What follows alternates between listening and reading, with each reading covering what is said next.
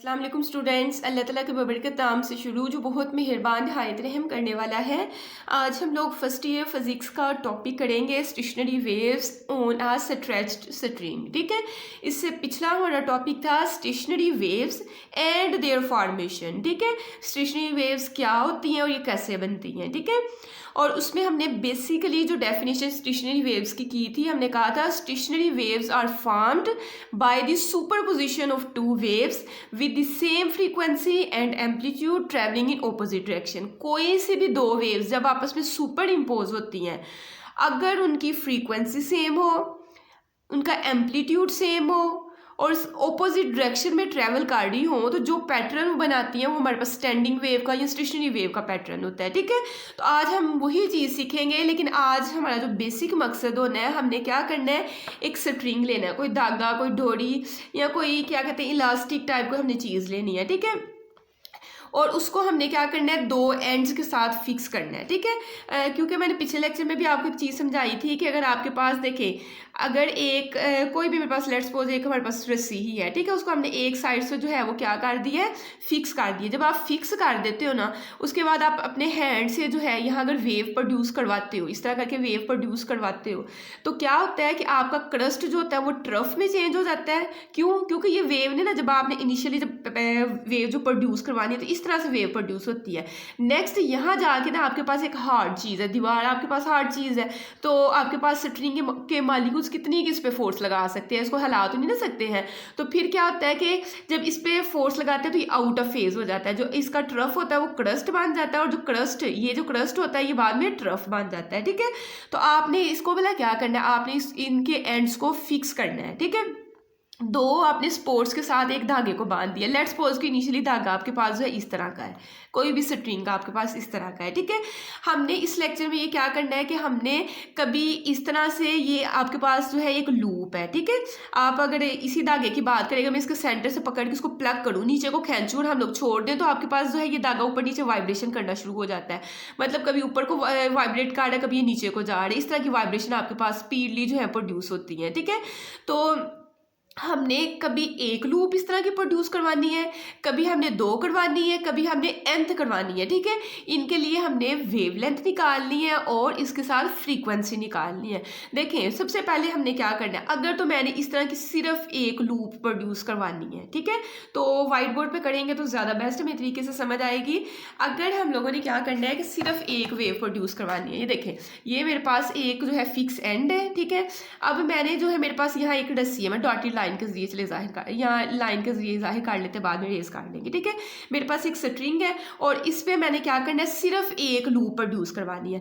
अब मैंने अगर एक आपने लूप प्रोड्यूस करवानी है, एक का मतलब उसका दो गुना कर लो। ठीक है, एक का डबल क्या होता है, दो होता है, तो दो से आपने मुराद वाला क्या लेना है, इस स्ट्रिंग के दो हिस्से कर देने हैं। तो मतलब अगर ये धागा आपके पास चले जी, लेट्स सपोज कि ये जो है 6 सेंटीमीटर का, तो 3 सेंटीमीटर इसका हाफ हो जाएगा। ठीक है, अगर आपने एक लूप पर प्रोड्यूस करवानी है तो उसका डबल करें, तो एक का डबल जो है वो आपके पास दो ही होता है ना, तो उसके सेंटर मतलब इसको दो हिस्सों में, स्ट्रिंग को आधा हिस्सा ये आधा हिस्सा ये, यहाँ से अब आपने पकड़ के ना इसको नीचे खींचना है। जब आप यहाँ तक इसको खींच के लिए क्या होगा, इस स्ट्रिंग को प्लग करोगे तो आपके पास क्या होगा, इस साइड पे भी आपके पास एक ट्रांसवर्स वेव पैदा होगी। टेंशन जाहिर है कि आप एक चीज़ को खींच रहे हो, गिटार वगैरह आपने देखी होगी, उसकी जब वो स्ट्रिंग है उसको आप खींचते हो तो उसमें टेंशन प्रोड्यूस होती है, टेंशन की वजह से वहाँ साउंड प्रोड्यूस होती है। ठीक है, एक इस तरफ को ट्रांसवर्स वेव पैदा होगी और एक इस तरफ को वेव पैदा होगी। ठीक है, अब आपने टेक्निक क्या लगाई हुई है कि इसके इन एंड्स को आपने फिक्स किया हुआ है।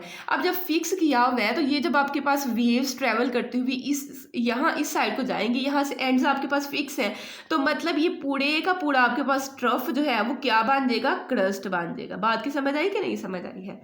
ठीक है, आपने तरीका ये याद रखना है कि जब आपने सिर्फ एक इस तरह की लूप प्रोड्यूस करवानी है तो उसके लिए आपने इसके मिड से जो है इसको प्लग करना है, रस्सी को नीचे या ऊपर को जैसे भी आपने खींचना है। ठीक है, तो सेंटर से आपने प्लग करना है।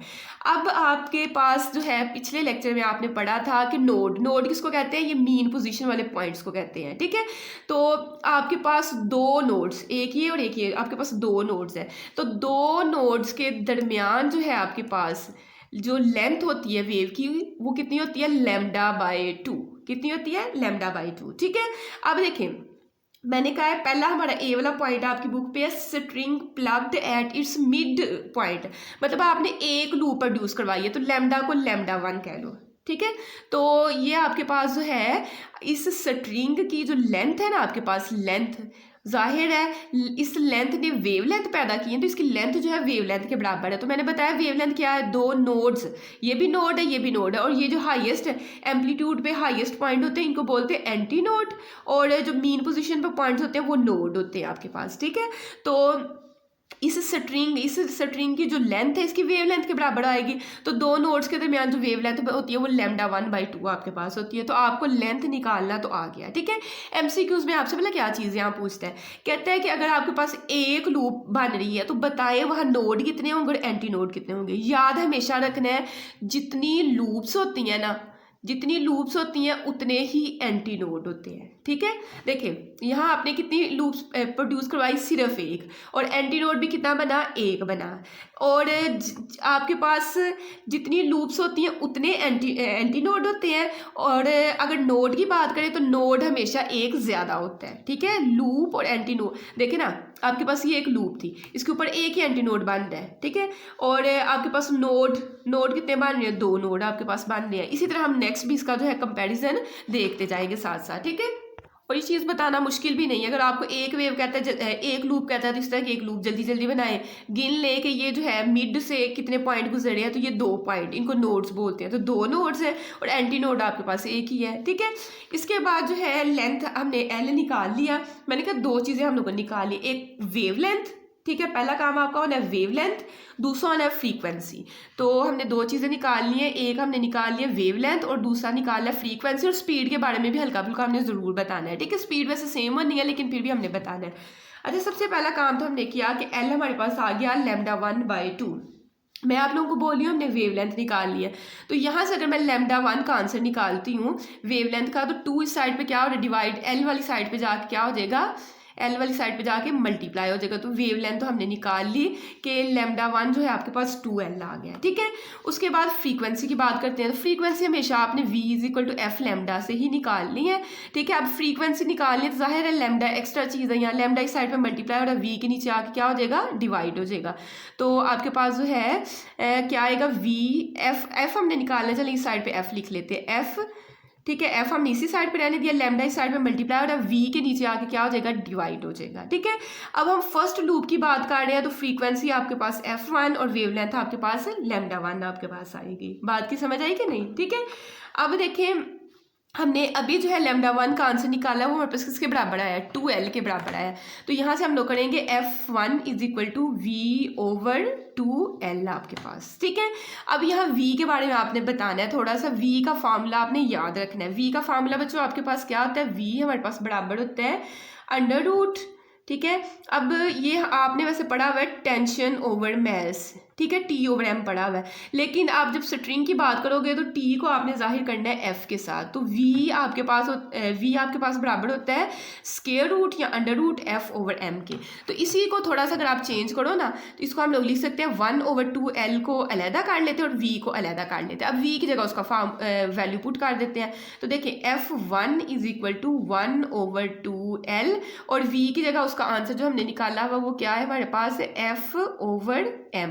अब ये जो m है ना आपके पास, m के बारे में बता रहा है कि m असल में आपके पास भला क्या है, इसको यूज़ नहीं करना फिर भी आपको बता देते हैं। मैस आपके पास m जो है वो आपके पास होता है मैस पर यूनिट लेंथ, ठीक है। इसको आप कैपिटल M रख लो बेशक, या यही m रख लो, ठीक है, इसको m डैश रख लेते हैं। तो ये जो आपके पास इस फार्मूले के अंदर m है ना, ये सब में m'/L होता है, ठीक है।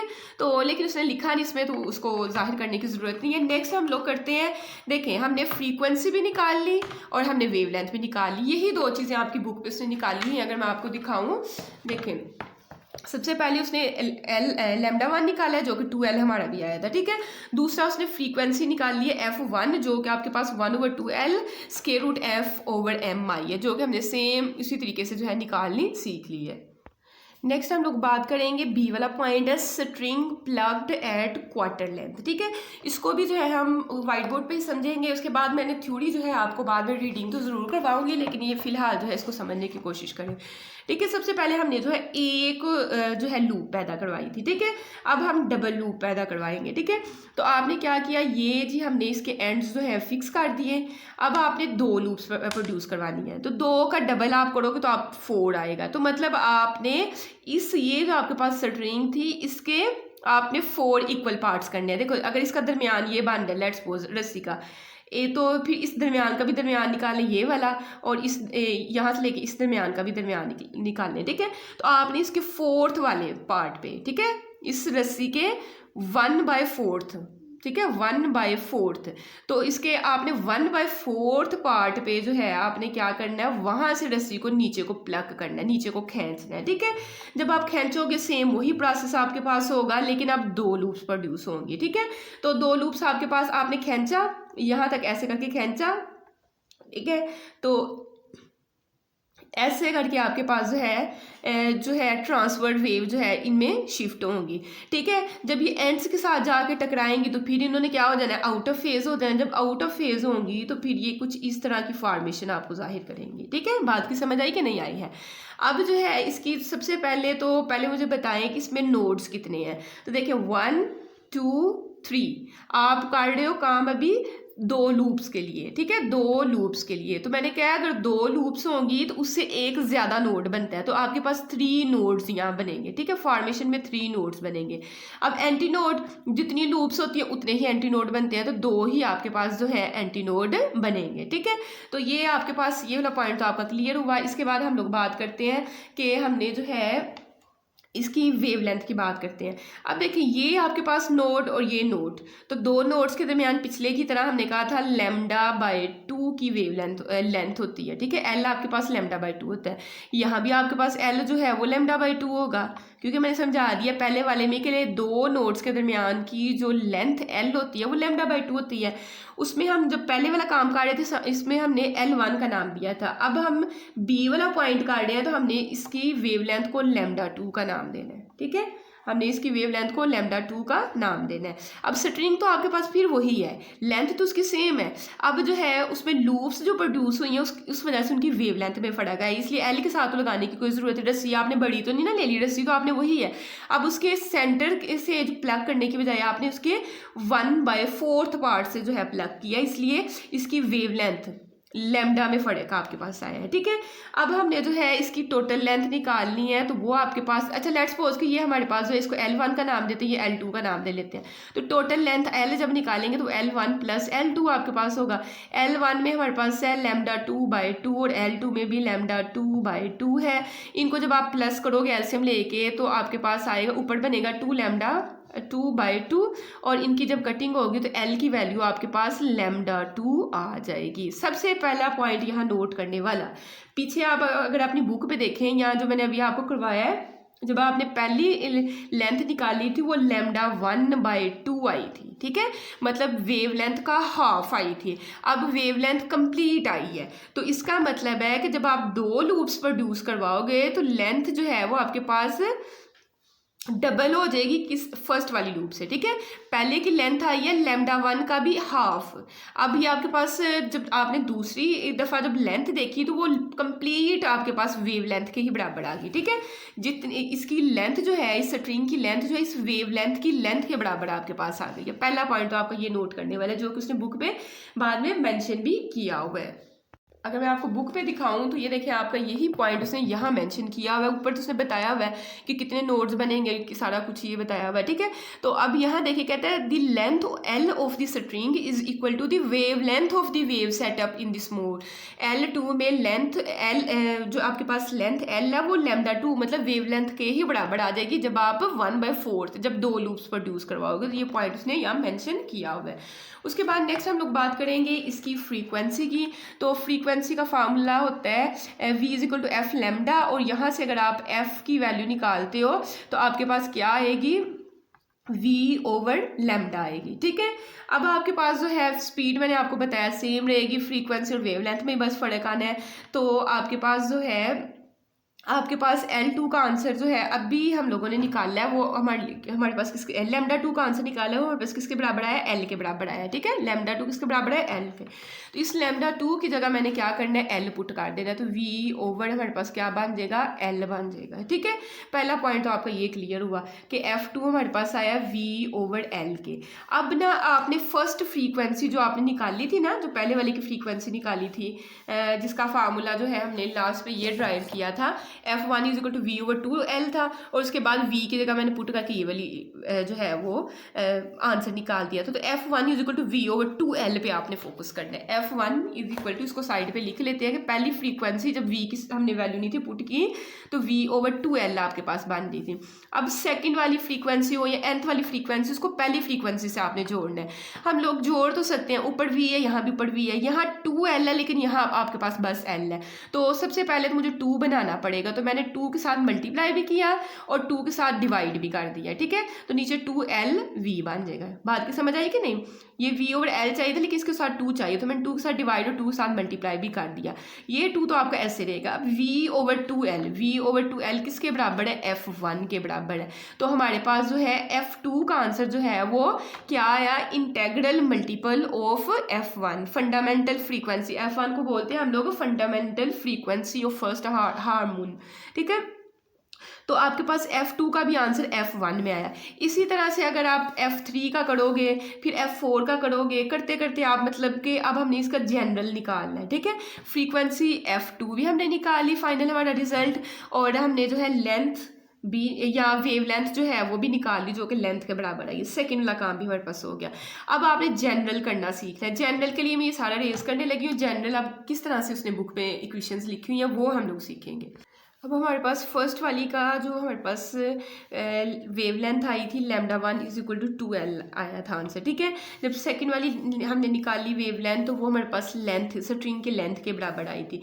इसी तरह करते करते जब हम n पार्टिकल्स के लिए बात करेंगे, ये कोई भी आर्बिट्रेरी पॉइंट ले लेते हैं, तो उसके लिए फिर इन चीज़ों को हम लोग कैसे जनरल, इसका कोई ना कोई फार्मूला हमने बनाना है, तो वो हम लोग जनरल फार्मूला किस तरीके से बनाएंगे। देखें, सबसे पहले इसको अब जनरल करने का तरीका सीखें। पहले 2L आया था, फिर आपके पास L आया, थर्ड वाले में जो है वो डिफरेंट वैल्यू आएगी। तो देखें 2L है ना ऊपर, तो इसके नीचे अगर मैं 1 लगा दूँ कोई फर्क पड़ेगा, नहीं पड़ेगा। ठीक है, इसी तरह से अगर ये मेरे पास L है, इसको मैं थोड़ा सा आगे लिख लूँ, L को मैं 2 के साथ मल्टीप्लाई भी कर लूँ, 2 के साथ डिवाइड भी कर लूँ, तो देखिए ऊपर भी 2L, यहाँ भी 2L बन गया, नीचे 1 2। इसी तरह करते करते आपके पास 2L, देखिए ना 1 के बाद चेंजिंग हो गई 2। उसके बाद जब आप 3 वाला भी करोगे ना, 3 वाला आपके पास भला कैसे बनना है, 3 वाला आपके पास बनना है 2L/3। और इस तरह करते करते 2L आपका वैसे ही रहेगा, नीचे वाली आपकी डिनोमिनेटर में वैल्यू चेंज हो रही है, तो आपके पास आएगा 2L/n। ठीक है, तो आपके पास λn, अब n की जगह आप 3 रख सकते हो, 4 रख सकते हो, 5। तो आपने वेव लेंथ 3 लूप्स के लिए, 4 के लिए, 5 के लिए, लेट्स सपोज मैं 5 के लिए निकालती हूँ, तो मैं l और n की जगह मैं 5 पुट कर दूंगी, ऊपर 2L, l की जगह जो भी उसकी वैल्यू होगी वो पुट कर लेंगे, और n की जगह आप 5 पुट कर दोगे। जब इसकी जगह इसकी वैल्यू आपके पास होगी, इसको 2 के साथ मल्टीप्लाई कीजिएगा और इसके साथ डिवाइड कीजिएगा, तो आपके पास वैसे आपका आंसर आ जाएगा। ठीक है, तो जनरल फार्मूला जो है हमारे पास ये वाला है कि Ln is equal to 2L/n आपके पास। ठीक है, उसके बाद फ्रीक्वेंसी की बात करते हैं। फर्स्ट जब आपने लूप प्रोड्यूस करवाई तो उसकी फ्रीक्वेंसी थी λ1 डिवाइडेड बाई 2। उसके बाद मैंने कहा था F1 को अब आपने सारी फ्रीक्वेंसीज में कैलकुलेशन आहिस्ता आहिस्ता करोगे तो सारी फ्रीक्वेंसीज में आपने यूज़ करना है। तो F2 में आपके पास आया था 2F1। ठीक है, अब अगर आप जब F3 आपने करना है ना, उसका आंसर आपके पास बनना है 3F1 बनना है। इसी तरह करते करते आपने जब Fn पे चले जाना है, तो देखिए 2 के बाद 3 के बाद आपके पास 4 के बाद, जाहिर है जब nth टर्म तक जाओगे तो ये जो आपके पास वैल्यू चेंज हो रही है उसको हम n के साथ रिप्रेजेंट करेंगे, और n multiple of fundamental frequency. तो Fn आपके पास आ जाएगा nF1। अगर आपको F1 की वैल्यू दी हुई है, आपने निकालनी है 5वीं लूप की फ्रीक्वेंसी, तो आप क्या करोगे F5। ठीक है, n की जगह आपने क्या रखना है 5, तो यहाँ भी n है और यहाँ भी n है, 5 रख दो। फंडामेंटल फ्रीक्वेंसी लेट्स सपोज आपके पास जो भी है 2 या फॉर एग्जाम्पल, तो 5 2 10 हर्ट्ज आपके पास जो है वो आंसर आ जाएगा। ठीक है, मतलब कि 10 फ्रीक्वेंसीज इसमें बनेंगी, नंबर ऑफ वेव्स बनेंगी। तो ये आपके पास जनरल थोड़ा सा काम था। ठीक है, अब आपके पास जो एमसीक्यूज में चीज़ पूछता है ना, एमसीक्यूज में आपके पास जो चीज़ पूछता है आपके सी वाले पॉइंट के स्टार्ट में ही लिखी हुई है। कहता है कि अगर आपके पास एन लूप्स, एमसीक्यूज जो आपके पास ज़्यादा आ रहा है वो यही आ रहा है कि अगर आपके पास एन लूप्स हों, ठीक है, आपने जो लूप्स प्रोड्यूस करवाई वो आपके पास एन है, तो बताएं कि वहाँ आपके पास नोड्स कितने होंगे। मैंने कहा है जितनी लूप्स उतने एंटी नोड्स, ए से जो स्टार्ट होगा, जितनी लूप्स, ठीक है, जितनी आपके पास क्या है लूप्स है उतने ही एंटी नोड्स होते हैं। लेकिन वो एंटी नोड के बारे में पूछता है, वो कहता है कि अगर एन लूप्स हों तो बताएं नोड्स कितने हैं। तो नोड्स मैंने कहा हमेशा एक ज़्यादा होगा। अगर आपके पास एन लूप्स हैं तो नोड्स आपके पास जो है n+1 नोड्स आपके पास वहाँ बनते हैं, ठीक है। अगर देखिए इस तरह करते करते करते करते आपके पास इसकी सादा सी एग्जांपल अगर आपने ना 2 लूप से ले लें या 3 से, चले मैं आपको बता देती हूँ, ठीक है। ये मेरे पास है, मेरे पास इस तरह करके 1 2 3 हमारे पास वेव्स प्रोड्यूस हुई, ठीक है। इस तरह से हमारे पास जो है 3 प्रोड्यूस हुई। अब हम देखें इसमें आपके पास लूप्स कितनी है, 1 2 3 लूप्स हैं। लेकिन इस पे अब आप चेक कीजिएगा कि नोड्स कितने हैं। नोड्स 1 2 3 4, हमेशा लूप और एंटी नोड्स हैं वो एक जितने बनते हैं और नोड हमेशा एक ज़्यादा बनते हैं। तो आपका करेक्ट ऑप्शन होगा n+1, इसमें जो है वो नोड्स बनते हैं। अब थोड़ा सा जो है हर चीज़ जो है आपने जनरली इसकी सीख ली, अब थोड़ी थोड़ी जो है इसकी रीडिंग कर लेते हैं, क्योंकि फिर भी रीडिंग करके ना थोड़ा आसानी बच्चों के लिए हो जाती है, ठीक है। तो अभी तक वीडियो पसंद आई तो वीडियो को लाइक करें, इसके साथ बताएं कि आप मैथ्स की वीडियो देख रहे हैं, पसंद आ रही हैं, कि एक्सरसाइज पे जो है वीडियो बननी चाहिए, ठीक है, और क्या क्या जो है टॉपिक्स नए आए, ठीक है। तो पहले जल्दी से कमेंट करें, उसके बाद जो है हम लोग इसकी थ्योरी पढ़ते हैं। तो सबसे पहले कहता है कंसीडर स्ट्रिंग ऑफ लेंथ, कोई भी आपके पास एक धागा है जिसकी कुछ ना कुछ लेंथ होगी, उसको जो है ना स्ट्रेच्ड किया गया है बाय क्लैंपिंग इट्स एंड, उनके एंड वाले जो सिरे हैं उनको किसी चीज़ के साथ बांध के, so that the tension in the string is F, और उसको मतलब स्ट्रेच्ड किया गया है, तो जब चीज़ को खींचा जाए तो उसमें तनाव खींच प्रोड्यूस होती है ना, उसको टेंशन ही बोलते हैं। तो कहते हैं इसलिए उसमें टेंशन जो प्रोड्यूस हो रही है उसको हम एफ कह रहे हैं, ठीक है। उसके बाद कहता है string plugged at its middle point, जब आप इस धागे के सेंटर से आप प्लग करते हो तो आपके पास एक जो है लूप पैदा होती है। तो कहते हैं if the string is plugged at its middle point, 2 transverse wave will originate from this point, जिस पॉइंट सेंटर वाले पॉइंट से करोगे एक इस साइड को जो है ट्रांसवर्स वेव जनरेट होगी, एक इस साइड को जनरेट होगी, ठीक है। कहते हैं one of them will move towards the left end of the string, एक जो है लेफ्ट हैंड की तरफ मूव कर जाएगी, दूसरी राइट हैंड की तरफ मूव कर जाएगी। कहते हैं when these waves reach the 2 clamped ends, जब ये फिक्स्ड एंड के पास जाके पहुंचेंगी तो कहते हैं दे आर डिफ्लेक्टेड बैक, जाहिर है फिर उन्हें रिफ्लेक्ट होना है, क्योंकि यहाँ उनको आगे गुजरने के लिए कोई चीज़ ही नहीं मिली, तो डिफ्लेक्ट होकर ये क्या हो जाएंगी कि राइज हो जाएंगी। पहले आपके पास डाउन थी, अब राइज आपके पास हो जाएंगी, ठीक है। They are deflected back thus giving rise to stationary waves, जो आपके पास स्टेशनरी वेव्स थी वो राइज हो गई हुई हैं, या आप कह लें कि फिक्स्ड एंड थे तो वो आउट ऑफ फेज हो गई हुई हैं। कहते हैं as the 2 ends of the string are clamped, ये जो है आपने इनको क्लैम्प्ड किया गया हुआ है या फिक्स किया हुआ है, इसलिए जो है कहते हैं no motion will take place, तो यहाँ से ये मोशन करके कहीं जा तो नहीं ना सकती हैं। So nodes will be formed at the 2 ends, तो जब मोशन करके आगे नहीं जा सकती तो यहाँ भी एक नोड बन गया, एक यहाँ भी नोड बन गया। And 1 mode of the vibration of the string will be shown, और एक मोड जो उसका है मतलब क्रस्ट की सूरत में वो आपको यहाँ दिखा दिया गया है, ठीक है। ये इसी ने चेंज होकर उसमें चला गया है ना। तो कहते हैं with 2 ends as node and 1 anti node in between them, तो कहते हैं जो आपके पास एक जो स्ट्रिंग में जो मूड दिखाया गया है ना उसमें 2 नोड और एक आपके पास एंटी नोड बन रहा है। रियली कहते हैं देखने में the string seems to vibrate in 1 loop, देखने में ये लग रहा है कि एक लूप ही बना रही है। As the distance between 2 consecutive nodes is 1/2 of the wavelength of the wave setup in the string, कहते हैं 2 नोड्स के दरमियान जो है आपके पास वेवलेंथ होती है λ/2, मैंने आपको समझा दिया हुआ है। तो कहते हैं इस तरह इसकी लेंथ निकालेंगे तो L आ जाएगी λ1/2, ये फिर मल्टीप्लाई करवा के मैंने सिखा दिया हुआ है। नेक्स्ट बताता है कहता है λ1 जो है wavelength of the wave setup in this mood, इस मूड में जो वेवलेंथ उसकी है उसको हमने λ1 का नाम दिया हुआ है। उसके बाद स्पीड के बारे में बता रहा है, कहता है v जो है the speed v of the wave in the string, speed v जो है वो टेंशन पे डिपेंड करती है और m पे डिपेंड करती है। m आपके पास क्या है, मैस पर unit length of the string है, ये मैंने चीज़ बता दी हुई थी।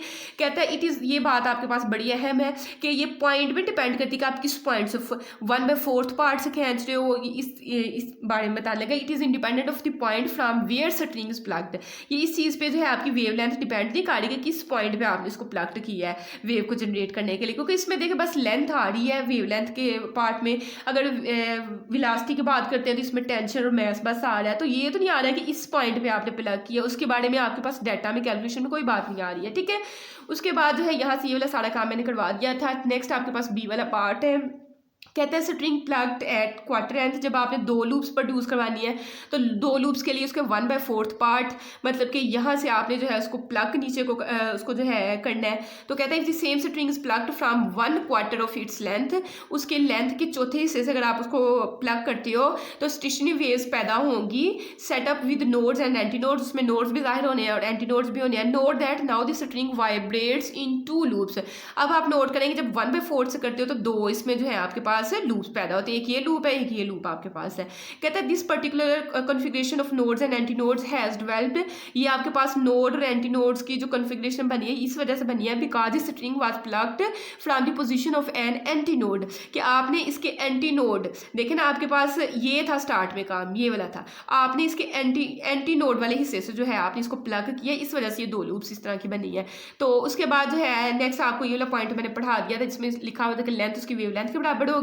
उसके बाद कहते हैं कंपेयरिंग इक्वेशन 7.5, ये वाली इक्वेशन को L2 is equal λ2 is equal to L और ये वाली equation λ1 is equal to 2L।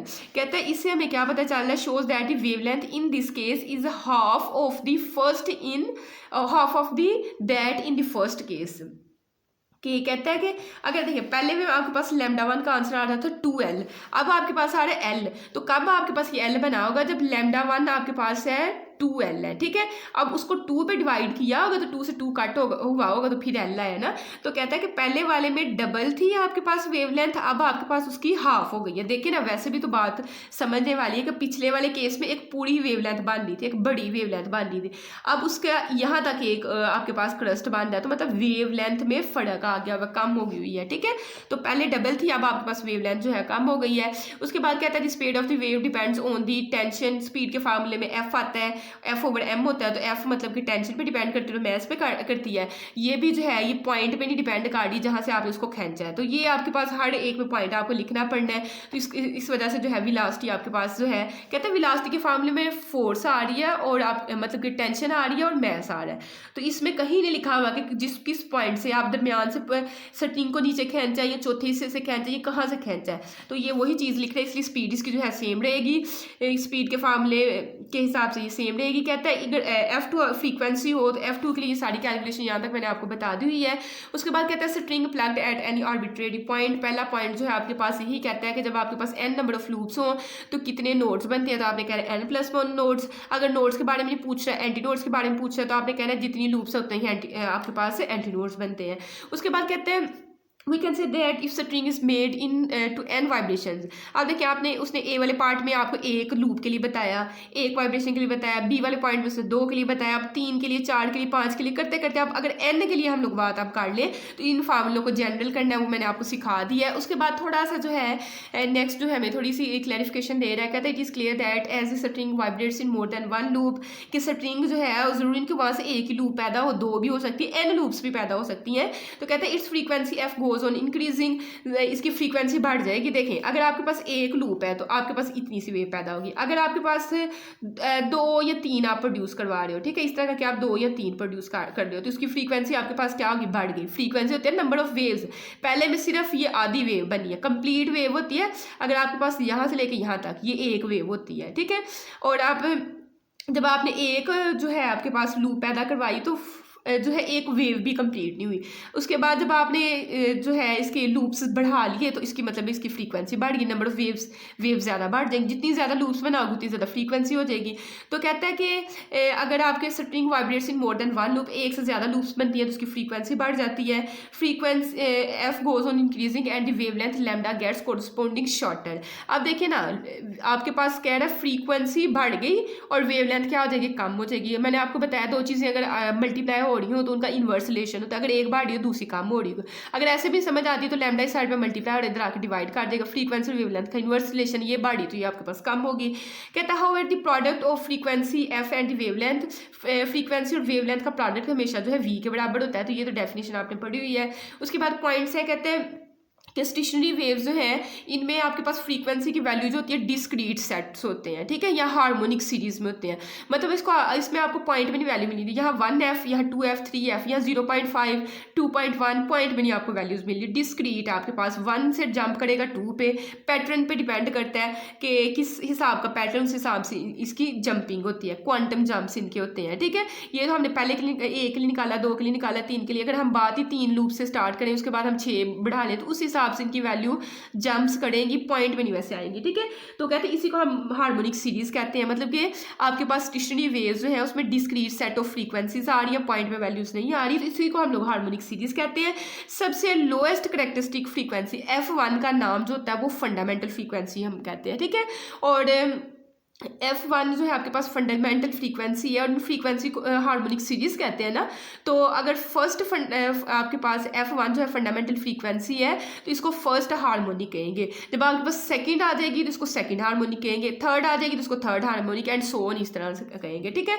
अब इसी पॉइंट को थोड़ा और बताने लगा, कहता है in other words quantum jumps in frequency exist between the resonance frequency, frequency resonance के जो आपके पास दो फ्रीक्वेंसीज हैं 2 और 3, कहता है कि quantum jumps in frequency exist between the resonance. अगर आपने 2 से जाना है 8 में जाना है तो उनके दरमियान में जो आपके पास फ्रीक्वेंसी है 2 और 8 के दरमियान 3 हो सकती है, 4 हो सकती है, 5, 6, 7 हो सकती है, लेकिन ये नहीं हो सकता 3.5, 4.5, 6.7, इस तरह से नहीं है। इसके क्वांटम जंप्स होते हैं। कहता है this phenomena is called quantization of frequencies, it means Fn is equal to NF1, ये हमने ऊपर निकाल लिया हुआ है। n की वैल्यू 1 2 3 इंटेग्रल मल्टीपल हो सकती है, पॉइंट में नहीं हो सकती। The stationery waves can be set up on the string only with the frequency of harmonic series determined by the tension.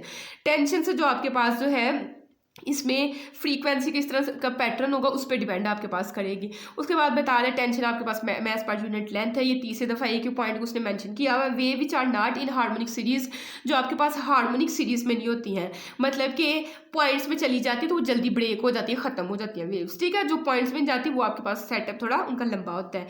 कहते हैं अब इसकी एग्जांपल बता रहे हैं कि आपके पास जो है म्यूजिशियंस जो होते हैं उनके पास गिटार होती है, ठीक है, गिटार होती है, वोयलिन होता है, तो उनकी आपके पास स्ट्रिंग्स होती हैं। स्ट्रिंग्स भी उन्होंने जो होती है ना वो क्या कहते हैं पैग्स या पेचों के साथ जो है साइड से उन्होंने बांधी होती है, तो उन पेचों को वो जो टाइट करते हैं या लूज़ करते हैं उससे फ्रीक्वेंसी में वो फ़र्क लेके आते हैं। अगर वो ज़्यादा लूज़ होंगी तो वो जब गिटार को बजाएंगे तो उसमें शोर महसूस होगा, उसको वो टाइट करते हैं तो वो शोर जो है वो कम कर लेते हैं। तो इस तरह की सारी उसमें चेंजिंग बता रहा है। उसके बाद कहता है हार्मोनिक्स के बारे में हमने पढ़ लिया, F1 F ये सारी जो है हार्मोनिक कहलाती हैं। सबसे लोअर वाली जो है उसको फंडामेंटल, F1 को फंडामेंटल या फर्स्ट हार्मोनिक कहते हैं, सेकंड वाले को ये वैसे ना भी याद करोगे तो इतना कोई मसला नहीं है।